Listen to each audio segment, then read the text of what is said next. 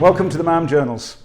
I first tested the Gold Star in December 22 and did 160 miles on it and got a basic feel for how the bike was, despite the fact it was not fully run in, so I couldn't fully exploit its potential.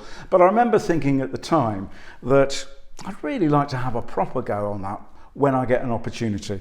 And thanks to King's Two Wheel Centre, I've got that opportunity now. I was pleased to read that Motorcycle News chose this bike as their retro bike of the year, describing it as an authentic charmer. Speaking to a few of King's customers, I'm also interested to hear what they thought about the bike, and they were saying that they enjoyed it for cafe runs and little potters out in the countryside on a Sunday. But it got me thinking, is it more than that? So what's the best way to find out? Well, try it.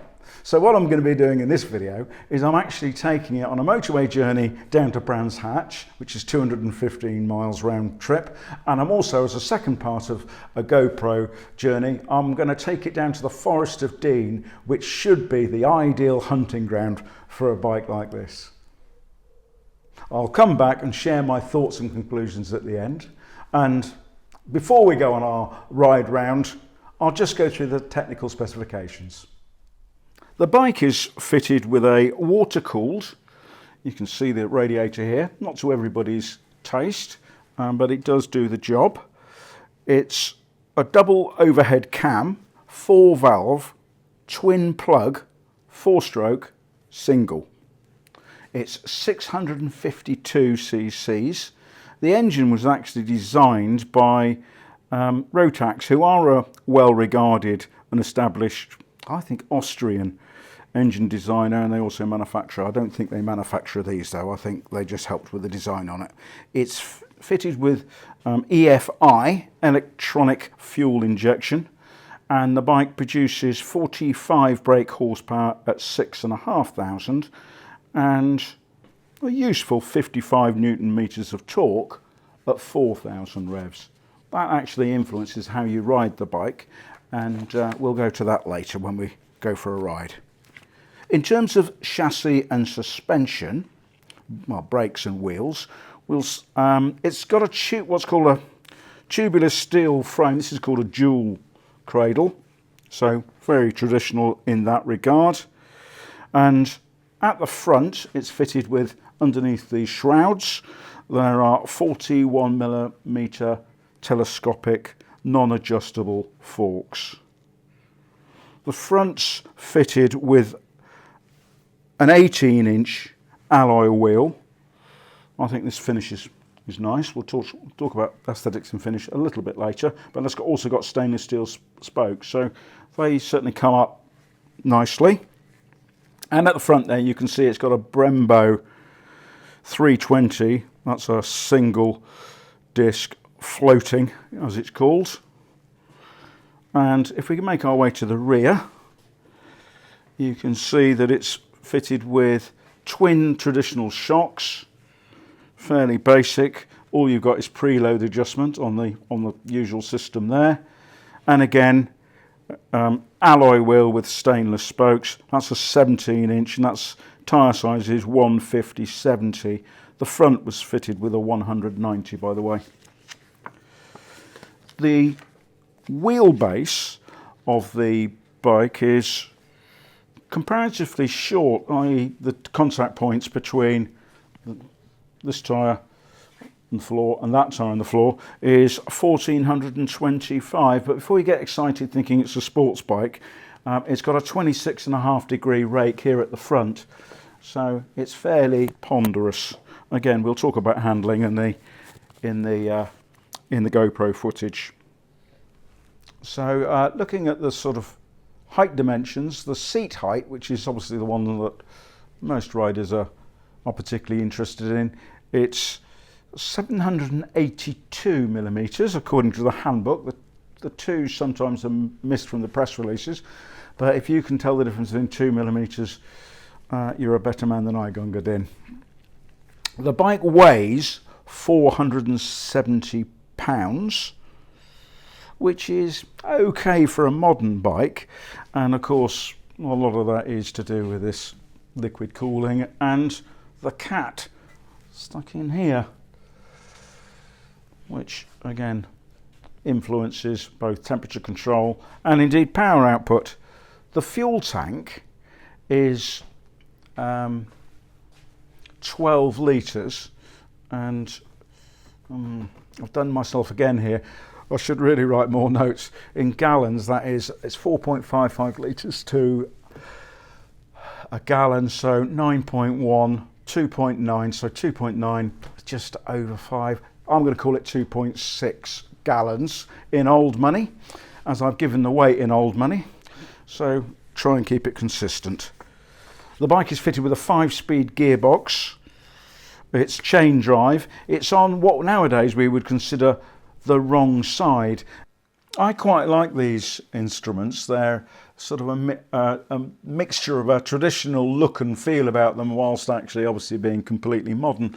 They've got digital trips in there. Well, that position there on the original bikes obviously used to be an amp meter, but they've just used it to put some warning light signals in there. The clocks are slightly unusual in that they start at 1 o'clock here and then go round to 11, and on both sides, both the revs. And it's not as difficult to sort of view as some people might perceive, having not ridden one. They are very easy to read, and your brain intuitively works it out where you are. To be honest, anything above 8 o'clock in terms of revs or speed is probably a victory of marketing over reality. The bikes probably do 100 miles an hour, and you certainly do not want to be taking a 650 single to 10,000 revs. You'll require a surgeon to remove parts of the engine, I suspect. We'll just turn the lights off so you can see this yellow illumination, very traditional sort of feel and look about it. I like it. And these tiny little digital displays with your trips and your overall mileage on, they're just adjusted by the handlebar switch. And the fuel gauge, I did think when I first picked up the bike and first sort of noticed them, well, they'd be so small nobody would be able to see them. But remarkably, when I'm riding along, I can read these really clearly, which I suspect my optician can explain, but I certainly don't know why. But yeah, they work. And a nice little touch. Fuel gauge appeared to be accurate. Nice touches. Instrument clusters and switch gear it's functional. It works well. It's nice and precise. You don't get any sort of woolly feeling from them when you're operating them. Aesthetically, not perfectly to my eye. I like the little handlebar end touches. And again, little touch on here. I think this is quite nice. There is a knack to this, and it took me a little while, so if anybody's thinking about buying one and goes, well, how does that work? Let me just show you. Just literally turn it and lift it off. I did sort of keep turning it around, but ended up realising I was doing nothing. And then when you want to put it back on, very helpful, if you put it where the sign is, where the date is on the top there, you just press it down, twist, and away. So, actually, nice touch. The first bike that I tried was an Insignia Red, I think is what they call it, and that had colour-coded mudguards. I actually like the silver look to it. I say silver look because they won't rust, is the good news, but they're not metal, is the reality of it. But they are easy to clean up.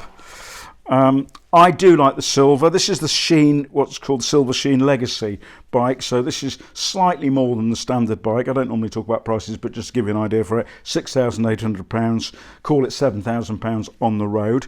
And the Legacy comes with chrome on here and here. I don't think that was chrome. I'd say the mudguards and these levers, both the gear change on the other side and this brake lever are chromed up. I personally like that. The aesthetics of the engine, particularly when it wasn't chromed, I didn't think was the strong point of the bike. It certainly wasn't to my eye. It looked a bit plasticky, and I think the chrome on it does seem to help on that. You'll have to go a long way to convince me that stickers is the right way forward, but if that's your biggest concern in a bike that's costing £7,000, you're probably doing all right. I do like the historical sort of visual clues and cues on the bike. The mudguard stays. This was slightly different, this one, because this, if you looked on the a conventional bike without luggage attachments, they've actually gone to the original sort of shape at the back of the Gold Star. Again, a nice styling cue. This one's fitted with these racks, because I've taken the bike away, of course, so I needed some luggage. Let me show you how that clips on and off. This is the BSA luggage, soft luggage available. That's 14 litres capacity, which isn't huge, but if you put both of them together, you're getting somewhere close. And I quite like them. I thought they're a bit expensive, to be honest.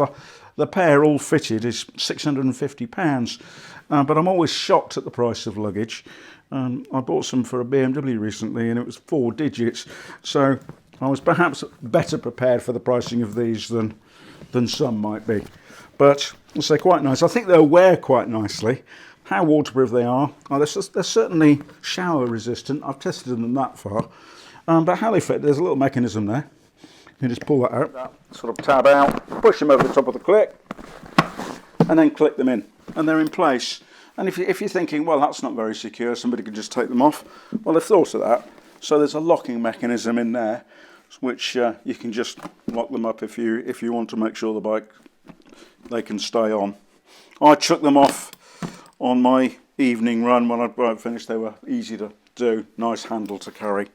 I think they're quite nice, I think they wear quite nicely. This is obviously just shaped like an old style magneto. There is not a magneto under there, but again, I think it's a nice styling cue. I quite like that. I like the white pinstriping on this, the legacy version. British flag there.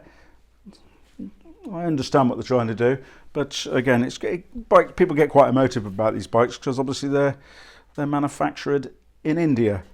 But it's nice for me. It's nice to see the brand back. I think they're fun, and I like the aesthetics of it. I certainly drew quite a lot of attention from non-motorcyclists. When you stop, the amount of interest and goodwill you generate was very similar to the first time we experienced when we took the bike up to a village in the Cotswolds near Christmas.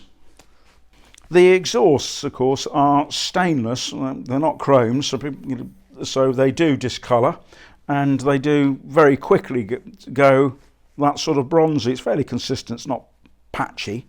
So personally, it doesn't bother me. But some people are concerned about that. But it's something for me. It's part of the character of the bike. These, of course, are fake fins. You don't need fins on a liquid cooled bike, but I think again quite a nice aesthetic. On the handlebars here, you've got various power sources for sat nav or anything of the like, or your phone if you want to plug that in. Some people say it detracts from the looks, and I can sort of get that, but it is a modern bike.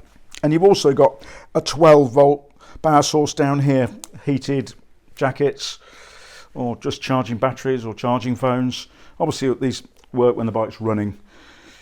Personally, I do like the look of it, as I've just said, really. So, but these things are very subjective. It's not perfect. There are a couple of things which aren't to my eye. So I don't like the engine finish. I suspect that catalytic converter is going to show a bit of corrosion pretty soon, as indeed, by the look of it, this bolt here from the exhaust to the cat might need replacing with something a bit less fond of rust, but I think it's pretty good. As I was reading in Motorcycle News about the new Norton, and that's £44,000, and they were saying there's some things on the finish they don't like. So if you can find something on a £44,000 bike you don't like, you'll probably be able to find something on a £7,000 pretty easily. But overall, as I say, I think it's pretty good. So how did I get on riding the bike? Well, my first adventure on this bike was a 215-mile round trip, mostly motorways, to the Brands Hatch race circuit in Kent. My initial route took me towards London on the A40, a journey that I have literally done thousands of times. I used to commute to London daily, and watching the sunrise was always a pleasant start to my day.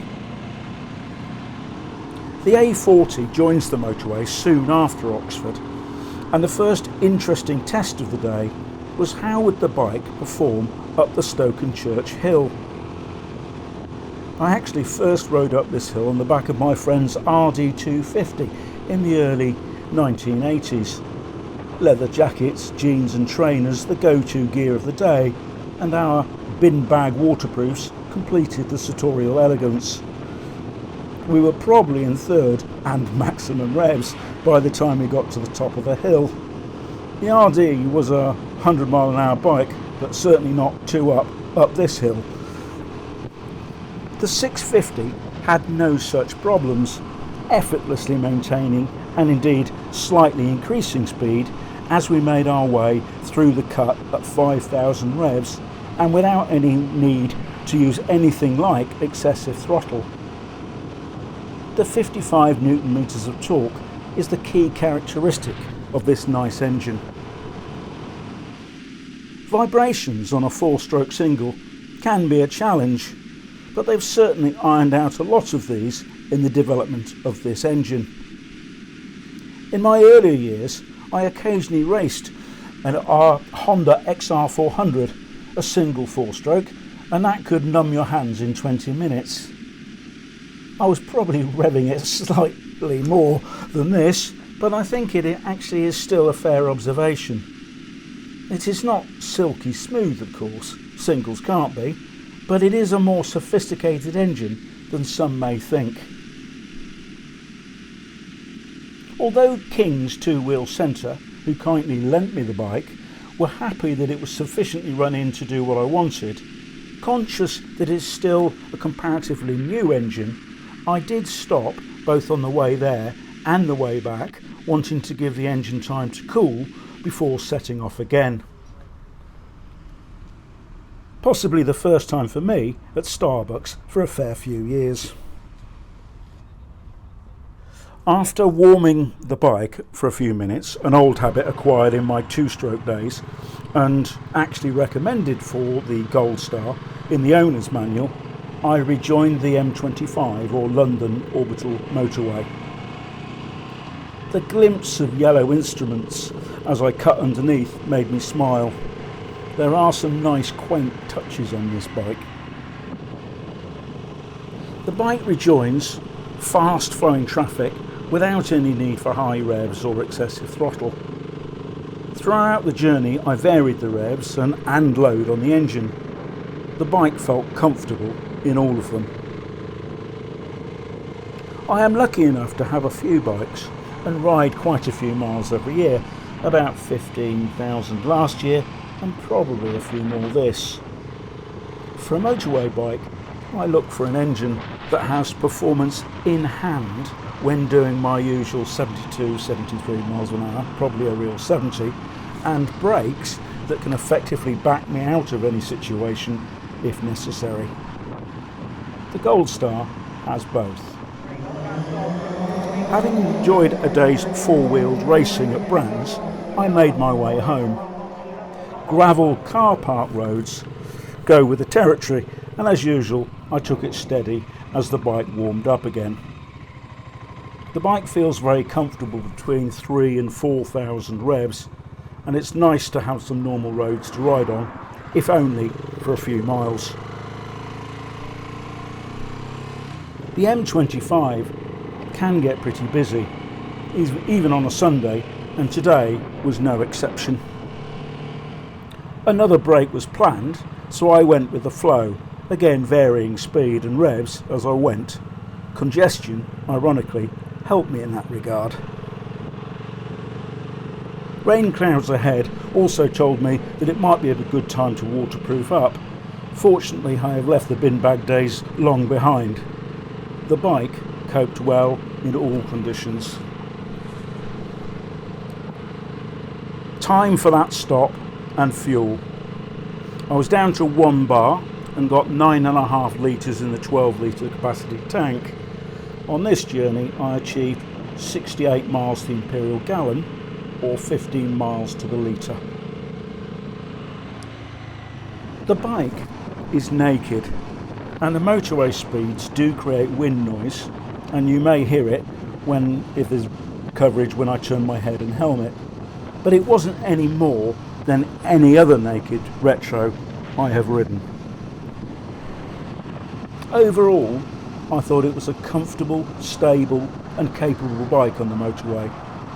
I'm not sure I'd want to ride extensively on motorways too up and fully laden, but sensibly loaded, it coped admirably and was faultless throughout. My second trip was an ideal opportunity to explore the other capabilities of the bike. A trip to the Forest of Dean on the Gloucestershire-Welsh border, potentially the ideal environment for the bike. I initially tested the Gold Star when they were launched. It was cold and wet, and the bike was in very early stages of running in. I did like it, and as I mentioned in the introduction to this video, I was keen to have a go and ride it properly. Before setting off to the forest, I took the opportunity for a local photo shoot and a run along my bump test road, which I use regularly. My view in the first video was that the suspension was okay, but this more tricky test suggests that it was probably on the generous side of fair. Bouncing rather than soft spring pogoing, which some bikes do along here, the bike also tramlines occasionally. It is a pretty basic suspension stroke chassis setup, as indeed are all bikes in this price bracket. I will come back to this later. Pausing for a cup of coffee at Burford, I made my way to Cheltenham. A good opportunity to test the bike in traffic. The bike is easy and comfortable to ride. Cheltenham is, for me, famous for three things. Its historical medicinal waters, made popular by George III's repeated visits, and indeed the Georgian architecture, the lasting legacy of its popularity.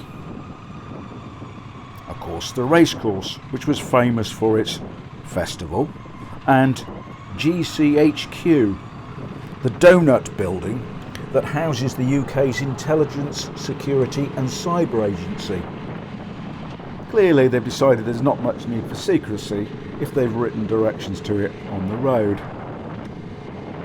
The bike, of course, is oblivious to all of this and just trundled effortlessly on with the odd grumble about potholes. I took the A48 to Chepstow, a nice road that follows the River Severn on the left and the edge of the forest on the right. My leisurely approach, I love the sound of the engine at 50 miles per hour and about 3,000 revs, actually enabled me to spot the Silver Fox Cafe. That's a motorcycle themed cafe that has featured in one of the UK's prominent motorcycle publications, MCN or Motorcycle News. Too good an opportunity to miss, a quick turnaround and late breakfast followed. Worth a stop if you're in the area. Progressing on, I rode through Chepstow and my next stop was Tintern Abbey. There's some great roads along the bottom of the valley, although most of the villages are now 20 miles per hour limits, so you do need to watch your speed. Monmouth lay ahead, and I often stop near Redbrook for a photo up the valley, as I call it, which is a nice shot. Both of the bikes that I have tried have been completely reliable.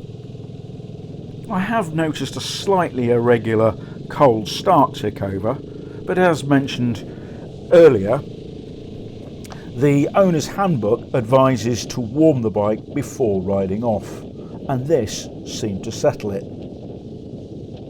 Once warm, the engine is fine. The brakes and gearbox are good, and it's a very economical bike. On the second part of this trip, I achieved 74 miles per gallon, having achieved 68 on the motorway work. Wanting these reviews to be fair, objective and balanced, I feel I should say that some owners, certainly not all, have experienced problems with their bikes. A few serious, but most less so and resolved. These issues appear to be, in the main, what I would describe as engine management related issues. Probably sensors and the ECU, with cutting out and irregular running being the symptoms. The majority of owners I have spoken to are happy with their bikes, but clearly there is some variability which BSA and their dealers are no doubt working on. But back to lighter, more enjoyable matters. Riding through the heart of the forest, which is scattered with villages and small towns, was a joy. The bike likes to take its time. The brakes and engine more capable than its suspension and chassis. We're back to that again. The suspension would definitely benefit from an upgrade, but equally a patient, flowing approach when riding does help, although it's, if I'm honest, not always my style. I now understand MCN's comment in their award article, sub 60 suits the chassis just fine. Go with the flow feels an appropriate approach, and the more I did, the more relaxed and enjoyable it became. My occasional lapse into what I describe as a point and squirt approach is not the way to ride this bike. Finally, I made my way to Ross-on-Wye for my overnight stop. The Forest of Dean, with its low speed and gentle bends, great views and varied terrain, is an excellent environment to enjoy a BSA Gold Star. The combined 28 litre luggage capacity could easily accommodate all that I needed for a few days and all of my various batteries, chargers and equipment. Anyone fancy the North Coast 500 route in the Scottish Highlands? Why not?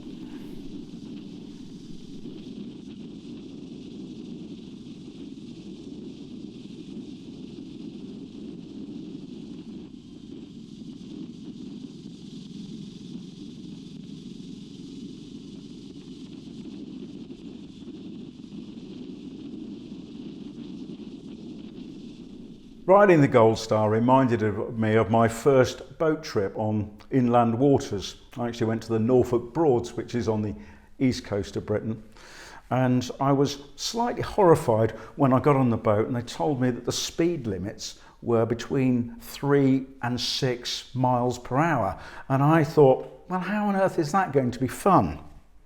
But a couple of days into the holiday, I enjoyed it and I got it. The BSA has been the same.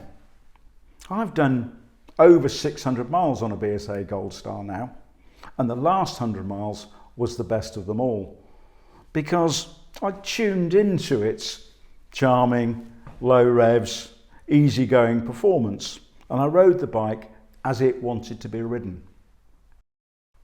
So, is it just a cafe hopper on a Sunday morning? Well, I hope that I've convinced you, or at least some of you, that it is actually more than that. Is it the best motorway bike in the world? Of course it's not. But it is capable and safe on motorways, merging with traffic and riding in a sensible way. Is it the best intercontinental tourer? Well, you probably wouldn't get too far with this luggage capacity in that regard, but it's certainly capable of a trip anywhere in the UK. I agree with Motorcycle News. This is charming and authentic, but most of all, it's fun. I hope that you've enjoyed this video, and I hope that some of you have found it useful. If you have, maybe you'd be kind enough to press like, or even if you're not subscribed, consider subscribing to the channel. But frankly, as always, What's most important is ride safe, stay well.